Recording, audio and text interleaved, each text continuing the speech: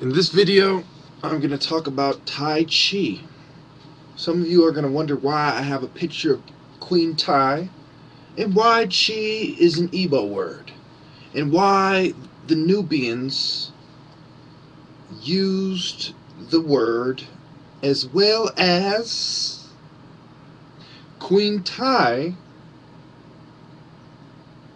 being Nubian.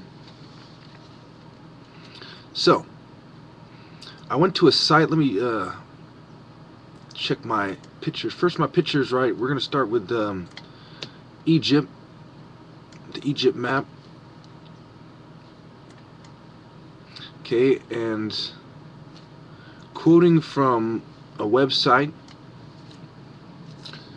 I believe it was called Tai Chi History, or it was mtsu.edu, and they say that the history, this is the quote I have in my notes: the history of Tai Chi is a difficult one, since it is often difficult to sort out facts from legend. But we can say loosely, at least, that Tai Chi traces its roots back to approximately the 2nd millennium BC, with the practice of yoga in ancient India.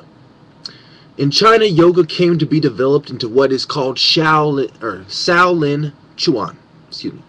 Chuan briefly means boxing. In the 13th century AD, a Taoist monk by the name of Chang Sang Fang developed what has come to be known as Tai Chi. So, that site talks about the history of Tai Chi, beginning with yoga in ancient India. Now, let's look at where the principles of yoga came from and how far back they go, and the mystery that surrounds it. Yoga and Tai Chi both come from Egypt, and I'll prove that beyond any doubt. When you're talking about Tai Chi, you're dealing with breathing, and you're dealing with spirit, and you're dealing with Chinese medicine, and you're dealing with philosophy, spiritual philosophy. Okay, and you are practicing different stances. And as I've shown you in my other videos, that these temples not only portray pharaohs who embody spiritual ideology and ideas, but they are in a stance. And when the Nubians come in, they all have their left foot forward together. Okay? Why was every country in the world that goes into Egypt, including the people who founded it, the Nubians, they all try to put themselves into the art, into the history, because they realize how important it is. Think about it. When the Europeans go to a random tribe in South Africa, do they go out of their way to make sure that random tribe has remembered them? No. The reason is every place wanted to put their people in the history of Egypt from its beginning onward. But the bottom line is an African people founded the knowledge that was used to describe God and to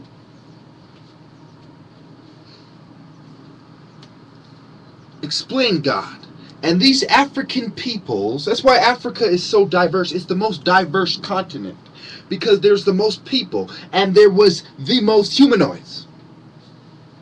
So these humanoids that some people might think are aliens were part of the peoples who passed down the knowledge, and they were African as well, just not necessarily a human as you describe us to be, but they were still human. And you see them depicted in some of the ancient Egyptian artwork. And a lot of people mistake them for aliens, but they are humanoid humans, and their story was passed down by the ancient Egyptian black Nubian people that were there before them as well. As you noticed, the tools were in the Nubian style. And they were in the Nubian style in 100,000 BCE. So the true knowledge, when God made man in his image, in a homo erectus, stand upright design of man in Africa, that knowledge was directly passed down to the black Nubians. And the tools prove it beyond any doubt. The origin of karate, the origin of Tai Chi, Queen Tai. What is Tai Chi? It is the soft style. What is the woman? She is the moon, the soft style. What color do they wear? They wear black. Because the color of night is black, the color of the moon. And the soft style comes from Queen Tai. Why? Because Queen Tai was one of the few women in ancient Egypt that was given the title of Pharaoh. And Nefertiti is the one who embodied her. Understand this, that it was Nefertiti's embodiment of Queen Tai that allowed the Asians to copy the style and the Indians and to create yoga. When does the history of yoga begin? And when is the 18th dynasty? In Egypt, Akhenaten, Amenhotep IV. Understand now the relationship between Tai and Akhenaten and Nefertiti and the cults who assassinated her when she attempted to assume power for a prolonged period of time. Understand this. That the tools prove beyond any doubt, that knowledge was passed down to Africa, like I said, and its most true form remained in Africa, and everything else is a variation. Like King Solomon's temple, when they lost the knowledge and the symbols and everyone took a piece. The Temple of Solomon and the origins of it are in Kemet. And the knowledge from God came down through Africa. And after that, it was lost. That is why the Christ came back to earth. Because he said, you pagan, rabble, devil, viper, motherfuckers have it wrong. And John the Baptist, in a rage, he told that scumbag Herod, he said, Herod, you repent.